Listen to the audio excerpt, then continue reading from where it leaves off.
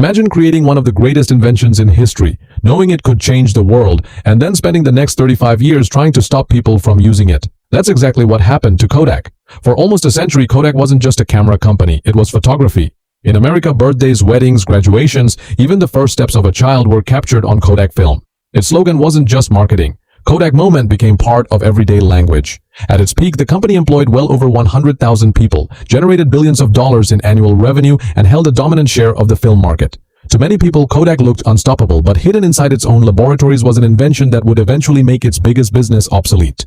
The surprising part? Kodak itself helped create that future, and then failed to embrace it. This is the story of one of the biggest business mistakes in American history. 055. To understand how Kodak fell. You first need to understand just how powerful it once was. The company was founded in 1888 by George Eastman. Before Kodak, photography was difficult, expensive, and mostly limited to professionals. Eastman's vision was radically different. You press the button, we do the rest. That simple idea transformed photography into something ordinary people could enjoy. Kodak sold affordable cameras while earning recurring revenue from film and photo processing. Every vacation, family event, and holiday created demand for more film. It was an early example of a business model built around repeat purchases. The more photos people took, the more Kodak earned. It became a cycle that fueled decades of extraordinary growth. 2 o'clock. By the middle of the 20th century, Kodak had become one of America's most recognizable companies. Its yellow boxes could be found in homes and stores across the country. Millions of families trusted Kodak to preserve their memories. The company invested heavily in research, manufacturing, and innovation. To the outside world, Kodak looked like a perfect business. But success can sometimes create its own blind spots. When a company dominates a market for decades, it's easy to believe the future will look like the past. That assumption would become Kodak's greatest weakness, because while executives celebrated another successful year, a young engineer inside the company was quietly working on an idea that could change everything. He wasn't trying to destroy Kodak, he was trying to invent its future, and what he built would become one of the most important technological breakthroughs of the modern era, the digital camera. Part 2. The invention that changed everything. The year was 1975. Inside a Kodak laboratory in Rochester, New York, a young electrical engineer named Sasson was working on an experiment. His assignment wasn't to replace film, it was simply to explore a new technology called the charge-coupled device, or CCD, a tiny image sensor that could capture light electronically.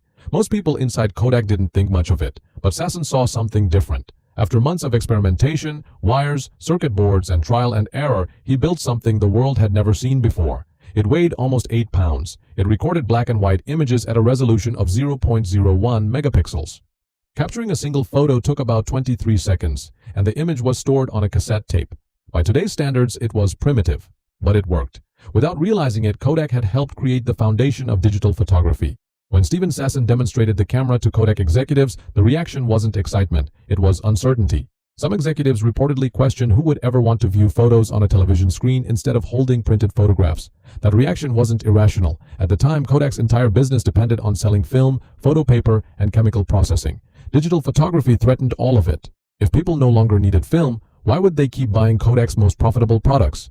The invention didn't just challenge a product, it challenged the company's entire business model. For years, Kodak continued investing in digital imaging research. Its engineers earned important patents and developed new technologies. The company wasn't unaware of the future. It understood digital photography was coming. The problem wasn't a lack of innovation, it was hesitation. Kodak had become so successful with film that embracing digital too quickly risked reducing the profits that had fueled its growth for decades. Protecting today's business began to take priority over building tomorrow's. Meanwhile, the rest of the world wasn't standing still. Companies such as Canon, Sony, Nikon, and later many others kept improving digital cameras. Computers became more common in homes. The internet expanded. People wanted to share photos faster than ever before, and digital photography solved problems that film never could. You could see your picture instantly, delete mistakes, store thousands of photos, and eventually share them with anyone in seconds. Consumer expectations were changing fast. Kodak finally entered the digital camera market and for a time even became one of the leading sellers of digital cameras in the United States. But there was a problem. Selling digital cameras wasn't nearly as profitable as selling film, chemicals, and photo processing.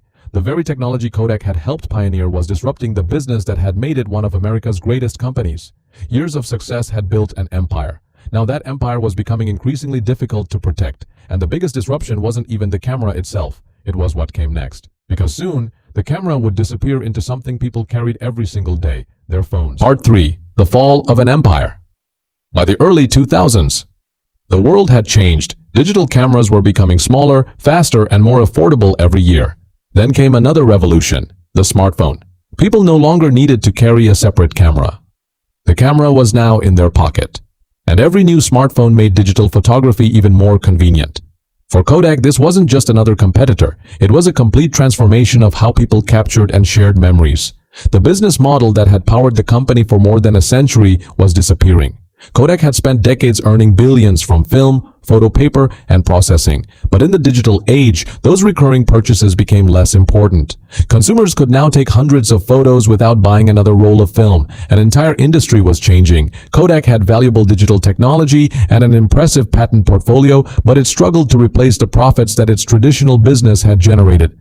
The company had helped invent the future, yet adapting its business to that future proved far more difficult. In January 2012, Kodak filed for Chapter 11 bankruptcy protection in the United States. For many Americans, it was hard to believe. The company that had once defined photography was now fighting to survive. Thousands of jobs were affected, businesses were restructured, and Kodak sold many of its patents as part of its reorganization. It marked the end of an era, but the story doesn't end there. Kodak didn't disappear completely. After restructuring, the company shifted its focus toward commercial printing, industrial imaging, advanced materials, and other business-to-business technologies. It became a much smaller company than it once was, but it continued operating in new markets. The Kodak name survived even though its role in everyday photography had largely passed into history. So, what can we learn from Kodak? The lesson isn't that innovation doesn't matter. Kodak's engineers were innovative. The company invested heavily in research and development. The deeper lesson is that inventing the future isn't always enough. Sometimes the harder challenge is being willing to transform your own successful business before someone else does it for you. History is filled with companies that dominated their industries. Some adapted, some didn't.